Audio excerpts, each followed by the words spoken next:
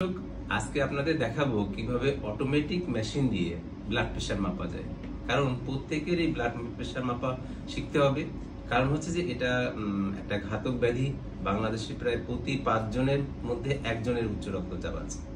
এটার কেন আজকে এটা দেখাচ্ছি যে আমরা যখন ব্লাড প্রেশার মাপতে যাই তখন দেখা গেল যে যে কেউ যে কোনো সময় যাচ্ছে, যে কোনো জায়গায় ব্লাড প্রেশার মেপে ফেলছে, যার ফলে একটা ভুল রিডিং আসে এবং কেউ ওষুধও খেয়ে ফেলে। এটা কিন্তু ক্ষতির কারণ।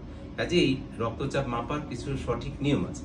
সেটা হচ্ছে যে রক্তচাপ মাপার আধা ঘন্টা আগে আপনি কোনো ধরনের শারীরিক পরিশ্রম করবেন না, এবং এই সময়ে কেউ যদি ধূমপান করেন, ধূমপান আসলেও করা ঠিক না, সেটা করা যাবে না। চা, কফি বা মদ্যপান যেগুলো কোনোটাই ঠিক না। তো এইগুলো প্রেশার মাপার আগে করা যাবে না, এবং কমপক্ষে 5 মিনিট আপনাকে শারীরিক এবং মানসিকভাবে বিশ্রামে থাকতে হবে। কারো যদি প্রস্রাবের চাপ থাকে তাহলে অবশ্যই প্রস্রাব করে আসতে হবে, কারণ এটাতেও রক্তচাপ মাপায় হেরফের করে। এরপরে যখন প্রেশার মাপা হবে, যার মাপা হবে তার বসাটা কেমন হবে আমি দেখিনি। সেটা চেয়ারে বসবে, তার পা দুটো মেঝেতে স্পর্শ করা থাকবে, কোমর চেয়ারের সঙ্গে লাগানো থাকবে এবং পিঠ সোজা থাকবে। চেয়ারের যদি পিছনে সাপোর্ট থাকে সেটার সাথে। এবার যখন প্রেশার মাপা হবে তখন কিন্তু কেউই কথা বলবো না, যে যার মাপা হচ্ছে সেও বলবো না, আমিও কথা বলবো না। তো এবার আমরা যে কোনো একটা হাত পছন্দ করি, তার ডান হাতটা নিলাম, নিয়ে এবার আমরা প্রেশার মাপবো। যে হাতটা টেবিলের উপরে সাপোর্টে থাকবে এবং হচ্ছে তার বাহু এই হার্টের বরাবরে থাকবে, কারণ আমার মেশিনটা যাতে সঠিক রিডিং দেয়।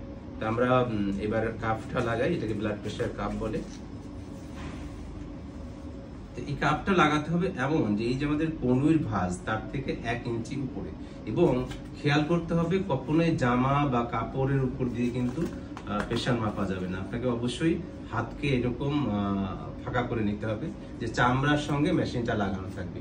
এবং এই যে পাইপটা দেখা যাচ্ছে এর নিচে একটা মার্কার আছে, সেটা এই আমাদের শরীরের ভিতরের দিকে যে অংশ, যেখানে আমরা ধমনীর গতি দেখতে পারি, পালস দেখতে পারি, সেখানে দিলাম।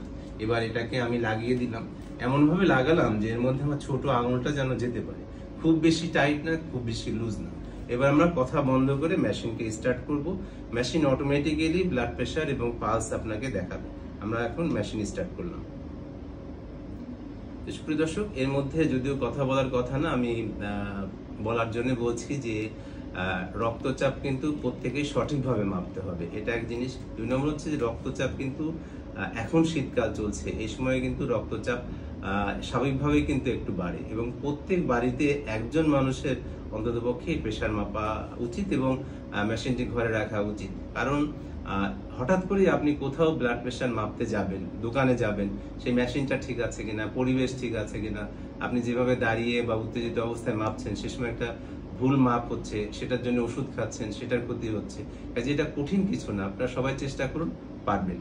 এর মধ্যে আমাদের প্রেশার মাপা হয়ে গেছে। তার নাড়ির গতি পালস আছে 89, এবং উপরের রক্তচাপ 122, নিচেরটা 78।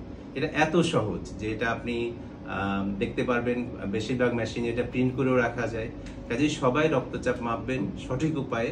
তো এইভাবে মাপা হয়ে গেল। এখন যদি মনে করি যে আপনার যদি সময় থাকে, তাহলে বাম হাতেও একইভাবে ব্লাড প্রেশার মাপতে হবে, কারণ 2 হাতের মধ্যে তারতম্য হতে পারে।